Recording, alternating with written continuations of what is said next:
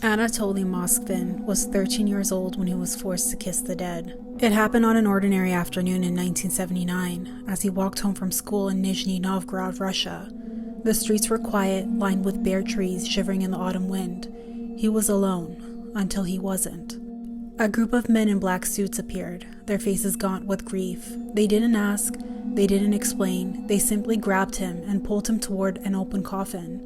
Inside lay an 11-year-old girl named Natasha Petrova, her body stiff, her waxy forehead framed by an embroidered cap. Before Anatoly could resist, strong hands shoved his head forward. His lips met her cold, unmoving skin.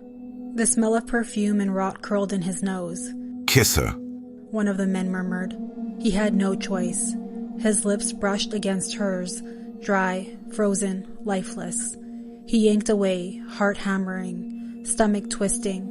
The girl's mother stepped forward, her eyes glazed with grief, and without hesitation, she slipped a ring onto Anatoly's trembling finger. Then she placed another on the corpse's stiffened finger. Who would have ever guessed that Anatoly would evolve into a twisted dollmaker? Not the kind of dolls that bring joy to children's playrooms or even the quirky trinkets for an eccentric collector. No, these were nightmarish creations ripped straight from the pages of a horror film, and it all began with one fateful, cursed kiss of death. In the weeks following the forced kiss, Anatoly was plagued by nightmares. Night after night, he saw Natasha standing in the darkness of his room, her lips cracked and gray, her lifeless eyes fixed on him. She never spoke at first, only watched. But as the dream continued, she began whispering to him. "You left me," she would say. "You can bring me back." At first, Anatoly tried to ignore her, dismissing the visions as nothing more than his mind unraveling. But Natasha was relentless. Her voice grew clearer, her presence stronger. She told him there was a way to raise the dead, a way to make sure she wouldn't be alone in the cold earth. Terrified and desperate, Anatoly turned to the only thing he thought could help: rituals meant to keep spirits at bay. He scoured ancient texts, performed small ceremonies in the quiet of his bedroom, whispered incantations he barely understood. But nothing worked. Natasha still came to him, and with each visit, she demanded more. In his search for answers, Anatoly found others who shared his fascination with the dead. He joined a small satanic cult, hoping they could offer him protection from the spirit that haunted him. But when he spoke of his dreams, of Natasha's voice urging him to learn the dark arts, the other members did not offer comfort. Instead, they encouraged him. For the first time, Anatoly felt a sense of purpose. He realized he had made a mistake in rejecting Natasha, in trying to banish her. Instead of fearing her, he should have listened. So he did. He devoted himself to the study of ancient burial rites, funeral traditions, and the occult. He learned about embalming techniques, preservation rituals, and anything that might allow him to bring Natasha back. And as the years passed, his obsessions deepened, until one day, he stopped visiting the dead. He started bringing them home instead. During the 1990s, Anatoly became obsessed with forbidden rites that promised communication with the dead. He uncovered grim accounts of ancient Celtic druids, practices so macabre that they involved lying atop a grave, waiting for the whispered voices of the departed to emerge from the darkness. Driven by the morbid fascination, Anatoly spent endless hours scouring obituaries. He was particularly drawn to the brief tragic lives of young children whose untimely deaths, in his twisted mind, carried secrets from beyond the veil. When a particular obituary seemed to call out to him, as if the spirits itself were reaching through the page, he would venture into the shadowed cemetery. Under a cold, indifferent sky, he would find the chosen grave, its stones slick with dew and decay. Then, in a ritual that blurred the lines between madness and occult, he would lie across the headstone. There, in the oppressive silence of the night, Anatoly became a living conduit, his body pressed against the cold earth in a desperate bid to capture the faint murmur of the dead. A graduate of Moscow State University in the 1980s with degrees in philology and history, he was hailed as an eclectic genius. Anatoly could speak 13 languages, and his passion for Celtic history and folklore only deepened his intrigue with the occult. But as night fell over the city, Anatoly's true pursuit emerged. He earned the chilling title of cemetery expert by meticulously visiting and documenting over 750 local cemeteries.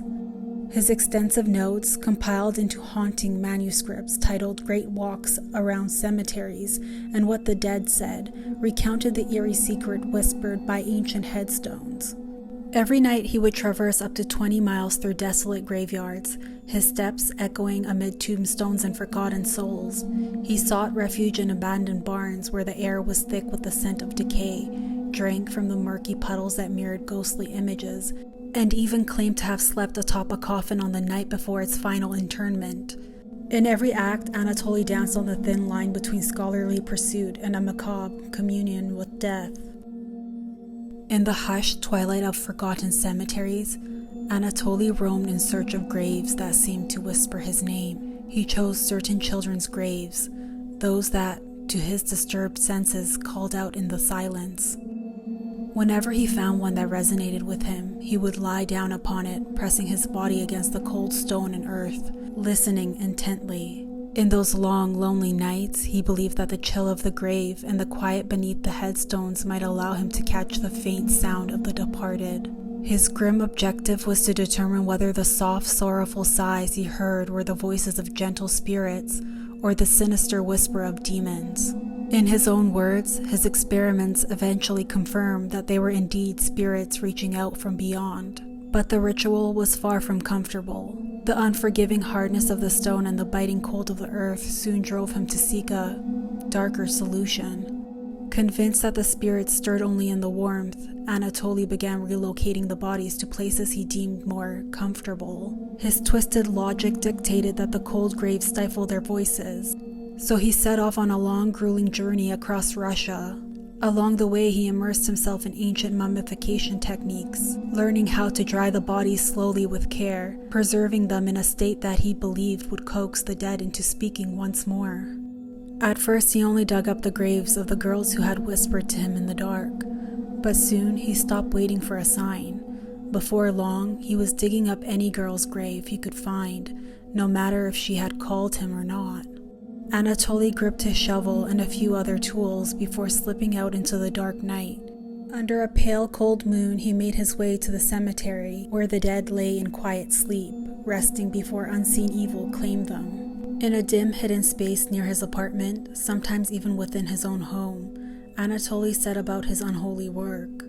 Here in secret and away from prying eyes, he began the grotesque art of mummification. Using nothing more than salt and baking soda, he treated each freshly retrieved body, slowly drawing out their essence until they transformed into eerie doll-like relics. When his parents left for months at their summer cottage, the silence of the empty house became the perfect stage for his experiments. The absence of everyday life gave him the freedom to let his grim concoctions work their dark magic. Anatoly truly believed that if the bodies were left to rot, the spirits trapped inside would erupt in anger. By preserving their delicate futures, he thought he could keep the balance between life and death, to ask for resurrection. And so in that secret, shadowed space, Anatoly labored night after night, weaving together a chilling tapestry of science and occult ritual, a testament to a man consumed by his desire to bridge the gap between the living and the dead. Denied the chance to raise a living child and having once been rejected in his attempt to adopt a young girl, Anatoly fixated on the idea of filling the emptiness with surrogate daughters. The corpses he chose were all of little girls ranging in age from 3 to 12 who had died years earlier. In his disturbed mind, these dead children were not mere remains, they were his future family. In the secrecy of his hidden workspace, he treated each mummified body with eerie tenderness. He would sing gentle children's songs to them as if soothing a restless infant, and carefully prepared small portions of food, believing that these offerings could somehow nurture their silent forms.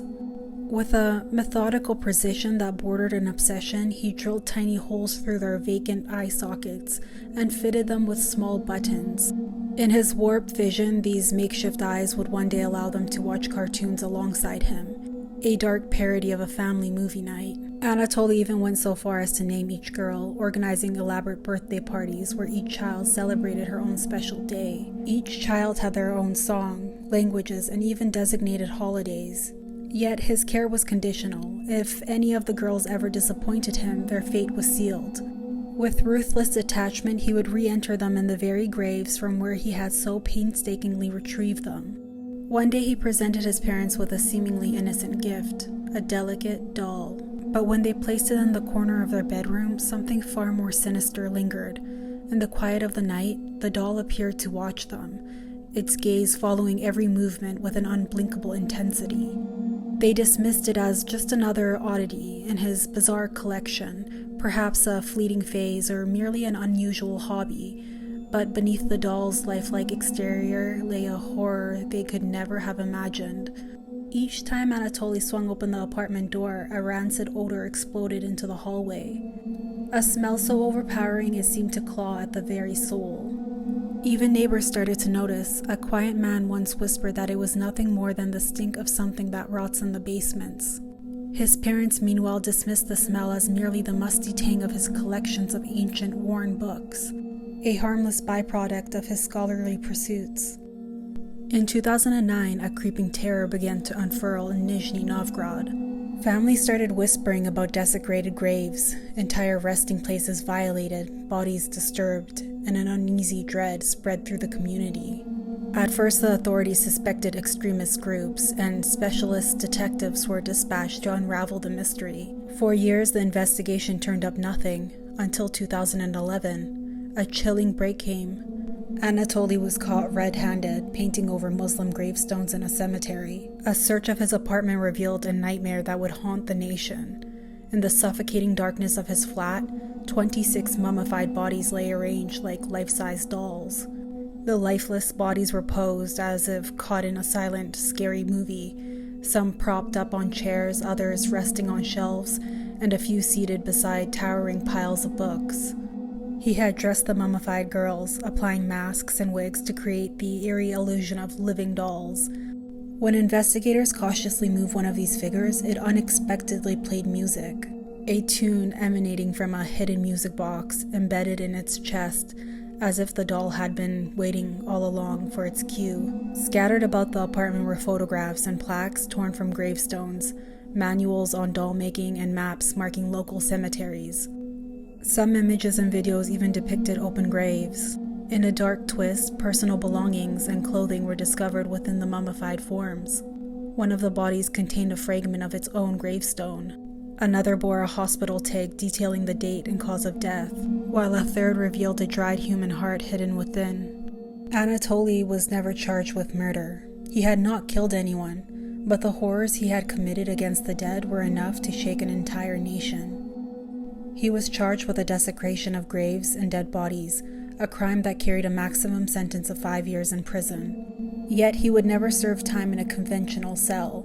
After a psychiatric evaluation, doctors diagnosed him with paranoid schizophrenia. In May 2012, he confessed to 44 counts of grave desecration, and instead of prison, he was sentenced to indefinite psychiatric treatment in a state hospital. Years have passed, but Anatoly Moskvin remains unchanged.